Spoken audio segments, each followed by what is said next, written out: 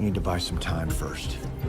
Let's bring the hammer down. It's the hammer! So earlier this month, Invincible Season 3 just wrapped up and it got really positive reviews, which is pretty much expected at this point. And I'm not going to act contrarian and say something like, was Invincible Season 3 really that good? Because like, yeah. It really was that good. The writing, the voice acting, all the new changes from comic to show, all incredible as usual, and is definitely a massive step up compared to Season 2's. Well, it wasn't bad, but it just wasn't as good as Season 1's either. And yeah, splitting Season 2 into 2 separate parts was stupid, and I'm glad they picked up on that. And don't even get me started on your little 4-month vacation right in the middle of things. We all sure love that. But there has been something to do with the show that has been quite unanimously criticised. The animation.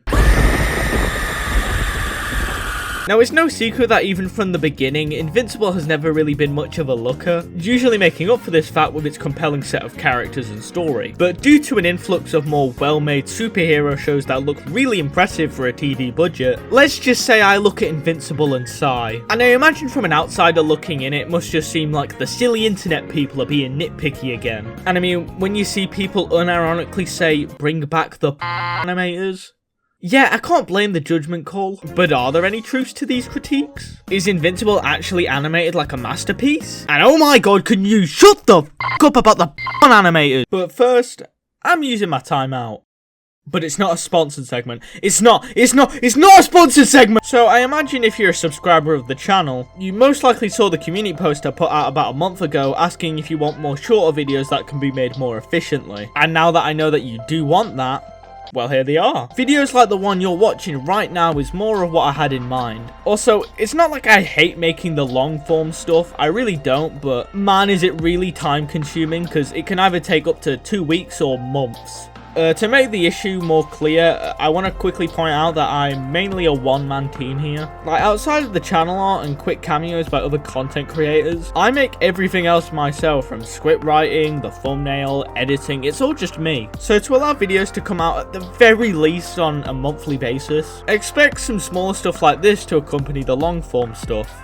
The only other big announcement I have is that I'm expanding outside of just Sonic videos this year. Not out of a hatred for him, but I don't want to be trapped just making Sonic videos and only Sonic videos. That's also not to say I've exiled him, or there won't be any more Sonic videos to come. He'll of course get a video here or there and most likely show up on the streaming side anyway. But he'll be more like a reoccurring topic than the thing that you'll get every single time you watch one of my videos. That's about everything I wanted to say when it comes to recent announcements. If you want to hear from me regularly, join the Discord server, it's definitely where I'm most active, as well as my Twitter and Blue Sky, although I will admit I'm not as active there as I am on the Discord. There is also a second channel full of shit posts and actually really cool edits. Yes, the quality does just fluctuate like that. Links to all of these are down in the description, so if you want to sub, follow, or join them, just go down there. But yeah, time to get back to Now, I think if I start anywhere, it'd be to actually look at the show's animation, and honestly, it's not like that bad. Like, yeah, there's a lot of cases where it's hard to not crack up when there's just a floating JPEG on the screen, but for the most part, it's passable. I will say overall it has improved in between seasons, but probably just not to the extent people want. I remember a lot of season 1 using 3D models for nameless background characters with the Flaxons in episode 2 and Civilians of Chicago in the season finale, which were really distracting as a viewer. Although I can't really recall much 3D being used in the following seasons, outside of vehicles or something that would just be easier to be made in 3D. As well, stuff like flying, while small, does look better between seasons. With the season premiere having a classic case of the moving JPEGs, while season 2's finale adds a few wind effects to mark selling the effect even just by a little bit. But again, it's not like more recent seasons don't have bad looking shots. One of the more noticeable ones is during season 3's finale during Rex Blur's funeral. You know, a character for the past 2 seasons has gotten us to care about and adore until we see his heroic sacrifice. So, you know, for his funeral?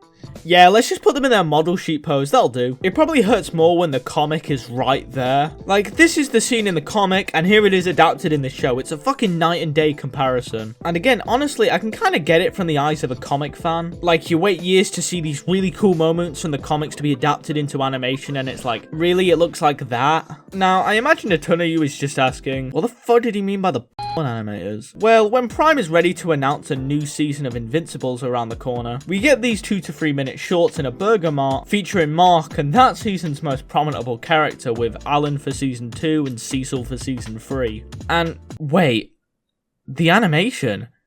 It looks so much better here! Who made this? Well, it turns out it was created by a company named Bobby Pills, which are mainly known for more graphic animation? Now, I can honestly understand the frustration from fans on this one. Getting these short promos to hype up seasons that look really nice and lively, only for the season it's hyping up to look nowhere near its quality. It's the most annoying bait ever, and I can really get the frustrations from fans, because this actually looks really incredible. Now, I imagine the first question is obviously, why does the final show look like this? And sad to say, the answer is just really simple: time constraints and budget. Of course, this is a thing for every type of media. Some things will just look the way they do because people didn't get as much time as they probably wanted to. But to be honest, I think Invincible probably has it the worst. Firstly, Amazon's recent announcements when it comes to release dates. When Invincible's first season dropped and it became such a big hit, it's pretty obvious that it seemed to just take Amazon by complete surprise.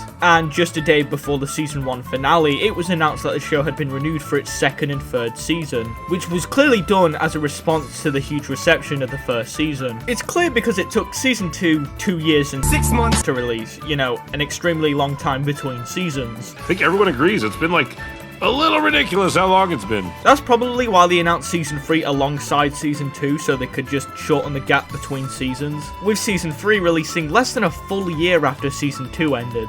Secondly, I think when people are discussing the want for better animation, they forget how long an Invincible episode truly is and how much is packed into a full season. Like, an average episode of Invincible is usually 45 to 55 minutes in length, with season 3 as an example is about 6 hours and 30 minutes in total.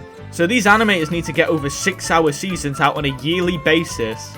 Yeah, no, it's a miracle that the show looks this good. That's obviously not factoring the budget, which is allegedly around $2.5 million. To help you get a bigger picture, that's about 1/4 of The Boys. And when I say it's alleged, yeah, it's quite alleged. I'm not 100% sure if this is true, so take it with a grain of salt. Now, I imagine the question is, well, how do we fix this? Honestly, I'm not really sure. I think to people asking, get the animators, I mean, it's hard to say how much of an improvement we truly get. Like, these are 2.5 minute shorts, and the show has almost hour-long episodes, so it's obviously it won't always look like this all the time. But based on how Bobby Pills recently did Creature Commandos for DC, I'd say maybe expect something similar to that. If anything, I'd say maybe hire guest animators for bigger scenes like Amphibia did for its season 2 finale as an example. Hell, season 3's big finale fight did have some more standout animation, so it's clear they're focusing the budget more on those bigger moments. Although, like, come on, this is Amazon, they could really give the show more money if they really wanted to. Because to them, Invincible is already a big hit, even by the way it looks, so why would they put even more money into the animation? The idea of a business is to make money, not lose it, so that's probably why we're never going to get